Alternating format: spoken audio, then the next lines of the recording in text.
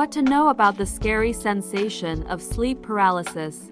Sleep paralysis is a temporary inability to move or speak that occurs directly after falling asleep or waking up. While the states of sleep and wakefulness are usually clearly defined and distinct, conditions like sleep paralysis can blur these boundaries. Individuals maintain consciousness during episodes, which frequently involve troubling hallucinations and a sensation of suffocation. What is sleep paralysis? Sleep paralysis is a condition marked by a brief loss of muscle control, known as atonia, that happens just after falling asleep or before waking up. In addition to atonia, people often experience hallucinations during episodes of sleep paralysis. Sleep paralysis is considered a parasomnia, which are abnormal behaviors during sleep. Because it is linked to the rapid eye movement REM stage of the sleep cycle, sleep paralysis is considered to be a REM parasomnia.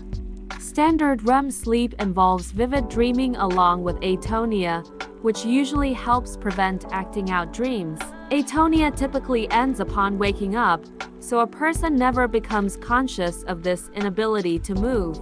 As a result, researchers believe that sleep paralysis involves a mixed state of consciousness that blends both wakefulness and REM sleep. In effect, the atonia and mental imagery of REM sleep seems to persist even into a state of being aware and awake. Types of sleep paralysis. Medical experts typically group sleep paralysis cases into two categories.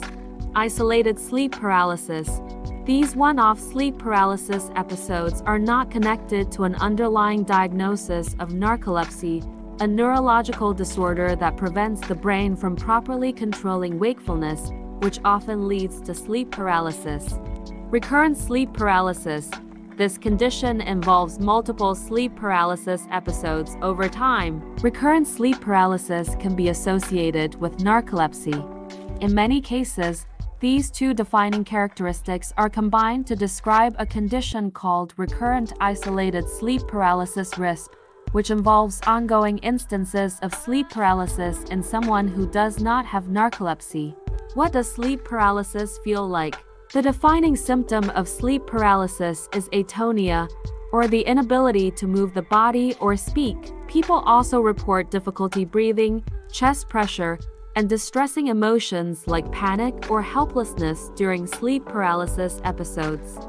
An estimated 75% of sleep paralysis episodes also involve hallucinations that are distinct from typical dreams. These can occur as hypnagogic hallucinations when falling asleep or as hypnopompic hallucinations when waking up. Hallucinations during sleep paralysis fall into three categories. Intruder hallucinations. These hallucinations involve the perception of a dangerous person or presence in the room. Chest pressure hallucinations, also called incubus hallucinations. These episodes may incite feelings of suffocation or the sensation that someone is sitting on your chest. These frequently occur in tandem with intruder hallucinations. Vestibular motor VM hallucinations. VM hallucinations can include feelings of movement, such as flying or out-of-body sensations. Does sleep paralysis have a meaning? The perception of sleep paralysis episodes has been found to vary significantly based on a person's cultural context. Atonia is often distressing, and troubling hallucinations can make episodes even more disturbing. For this reason, around 90% of episodes are associated with fear, while only a minority have more pleasant or even blissful hallucinations. Episodes can last from a few seconds to 20 minutes, and the average length is around 6 minutes. In most cases, episodes end on their own, but occasionally are interrupted by another person's touch or voice, or by intense effort to move that overpowers atonia. How common is sleep paralysis? Prevalence varies, but researchers believe that about 20% of people experience sleep paralysis at some point in their life. There is little data among this group about how often episodes recur.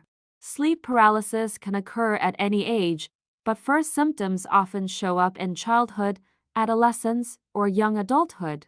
What causes sleep paralysis? The exact cause of sleep paralysis is unknown. Studies have analyzed data to determine what heightens one's risk of sleep paralysis and have found mixed results. Based on those findings, researchers believe that multiple factors are involved in the onset of sleep paralysis. Sleep disorders and other sleeping problems have shown some of the strongest correlations with isolated sleep paralysis. A pattern of multiple instances of sleep paralysis over a period of time may be connected to narcolepsy. Narcolepsy can alter the function of neurotransmitters in the brain, which may cause complications during REM sleep, including sleep paralysis. Certain mental health conditions have shown a connection to sleep paralysis. Some of the strongest associations are in people with post-traumatic stress disorder (PTSD) and others who have been exposed to physical and emotional distress. Dream patterns. Some studies have found that people who show traits of imaginativeness and disassociation from their immediate environment, such as daydreaming, are more likely to experience sleep paralysis. Is sleep paralysis dangerous? For most people, sleep paralysis is not considered dangerous. Though it may cause emotional distress, it is classified as a benign condition and usually does not happen frequently enough to cause significant health effects. However, an estimated 10% of people have more recurrent or bothersome episodes that make sleep paralysis especially troubling.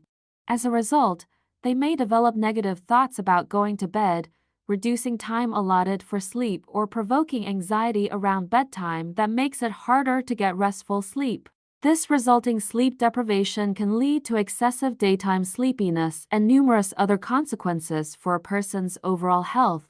What are the treatments for sleep paralysis? Because of the connection between sleep paralysis and general sleeping problems, improving sleep hygiene is a common focus in preventing sleep paralysis. There are a number of sleep hygiene techniques that can contribute to better sleep quality and more consistent nightly rest.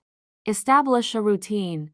Follow the same schedule for going to bed and waking up every day, including on weekends. A soothing pre-bed routine can help you get comfortable and relaxed, optimize your sleep space, outfit your bed with the best mattress and pillow for your needs. Curb substance use.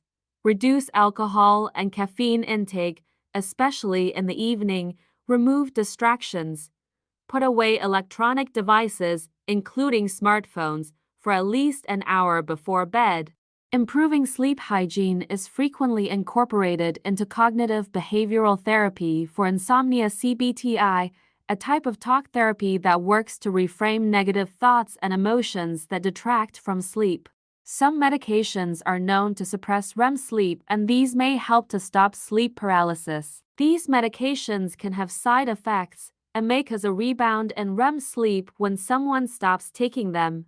For these reasons, it is important to talk with a doctor before taking any medication in order to discuss its potential benefits and downsides.